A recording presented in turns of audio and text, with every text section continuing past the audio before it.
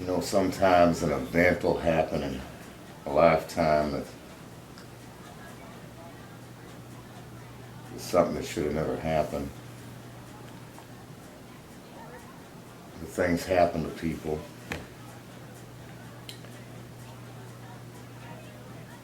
And three of us, a couple of friends of mine and me, we had an event like that happen in our lives, and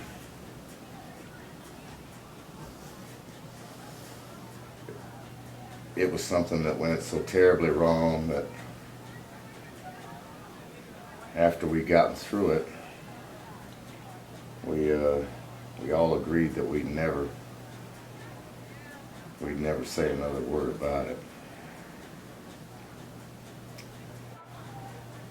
A lot of time has passed now, and those two friends of mine,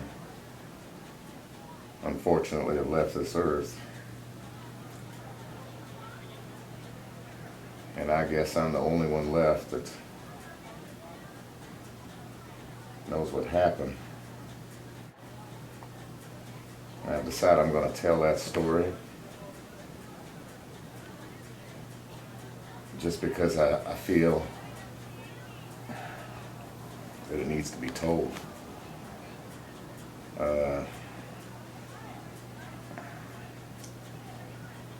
It was just the three of us. You know me, this is back in 1982. And I had a bar and worked construction and played music, and I was a young man. And I really think my whole goal in life back then was to love girls. I guess I've always loved loving girls. And I pretty much lived on booze and cocaine. It was the 80s, you know. Man, we'd have fun. We had fun. But anyway, then there was Billy.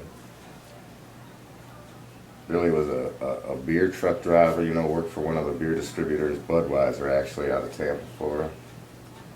And that's how I met Billy, was delivering beer to my bar. And he was a Florida cracker. And for those of you who don't know what a Florida cracker is, it's just simply a term that describes a person or a family that are the old families of Florida that have been there for years and years, you know, like a century, you know, that basically founded the state, and a tough bunch they were to go down to that kind of barren country and civilize it, if you will. And so he was old school, and you know, he knew everything about the swamps and fishing, and we both loved fishing, so we kind of hit it off. And he was one fun guy, man. And then there was Tony. And Tony was from Brooklyn, New York, and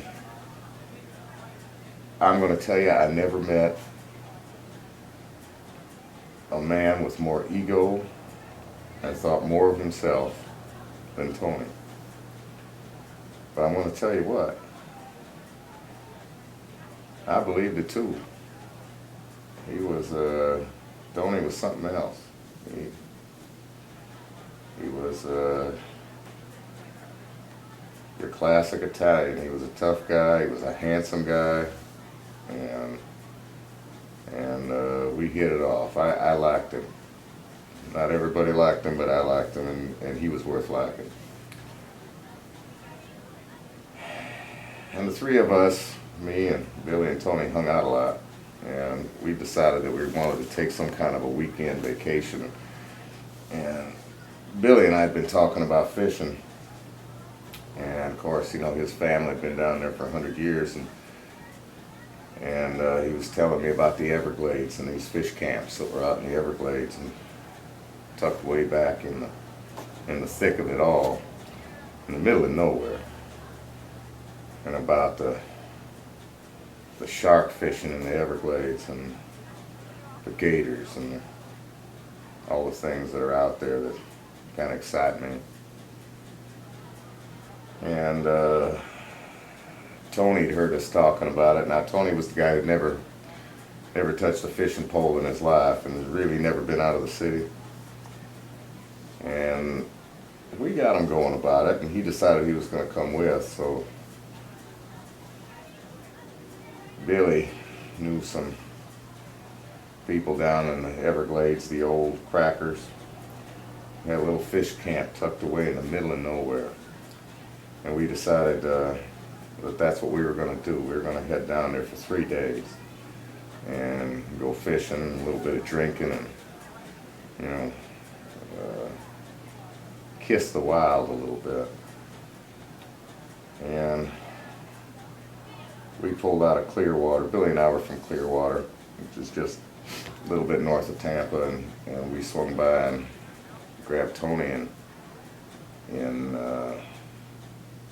Tampa, and we all you know, we're in the rig and headed south about 2.5 hours, 3 hours maybe. You got to get on the Alligator Parkway, and it was off on this side road. And anyway, Billy was driving and he knew the way. And by God, you know, we start getting farther and farther south in the tip of Florida, and it turns into Savannah, and there's nothing there. I mean, you know, there's nothing there. And deeper and deeper and deeper. Now we got the swamps on the side of us. And the next thing I know, we're going down these little roads. And I mean, they're just the old shell roads with water on either side, and all kinds of vegetation. I mean, you know, and the big old oak trees with the Spanish moss hanging down. And it was, well, I'm going to say 7, 8 in the evening. It was in the summer, and it was hot, and it was foggy. And I mean, to tell you, just a unreal feeling you get when you're in a swamp like that, when it's all in the buzz and the noises and screaming. I mean, you hear things out there, you don't know if people are dying or if it's animals or what it is. And but sure enough, we got to the end of the road, so to speak, to the fish camp, and well, we pulled in there to go fishing and have a little fun, but it all changed the minute we walked into the shack to check in. Life would never be the same for us after that. Can I take a break here? Thank you.